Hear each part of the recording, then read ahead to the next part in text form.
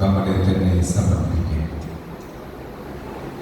ഈ പരിശുദ്ധമായ പേരിൽ യോഗ്യതയോടെ അർപ്പിക്കാൻ വേണ്ട എല്ലാ പുണ്യങ്ങൾക്കുമായി പ്രാർത്ഥിക്കുന്നു. നമ്മുടെ മാനസങ്ങളെ നമുക്ക് പരിശോധിക്കാം, മാനസങ്ങളെ ഒരുക്കുക. ദൈവിക പദ്ധതികൾക്ക് എന്തെങ്കിലും വിരുദ്ധമായി ചെയ്തിട്ടുണ്ടെങ്കിൽ അതെല്ലാം ഓർക്കുക. ദൈവത്തോട് പ്രാർത്ഥിക്കുക.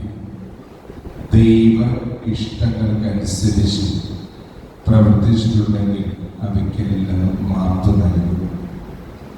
ആരോടെങ്കിലും ദ്രോഹം ചെയ്തിട്ടുണ്ടെങ്കിൽ, മറ്റുള്ളവരോട് കരുണ കാണിക്കാൻ മറന്നു പോയെങ്കിൽ അവയെല്ലാം ദൈവസന്നിധിയിൽ സമർപ്പിക്കണം.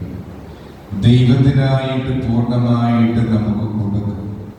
നമ്മുടെ വിളി ലോകത്തിൻ്റെ പ്രകാശവും ലോകത്തിൻ്റെ ഉപ്പുമായിട്ട് മാറുവാനുള്ളതാണ്. ദൈവ അനുഗ്രഹങ്ങളുടെ വഴിയാണിത്.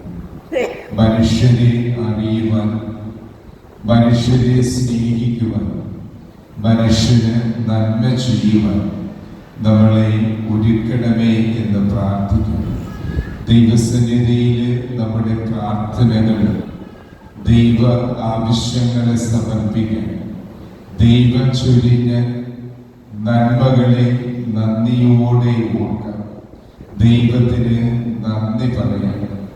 ജീവിതത്തില് ചെയ്തു പോയ തെറ്റുകൾ ദൈവസന്നിധിയിൽ പൊറുക്കുവാനായിട്ട് അവിടുത്തെ കൃപയ്ക്കും ക്ഷമയ്ക്കുമായിട്ട് പ്രാർത്ഥിക്കണം.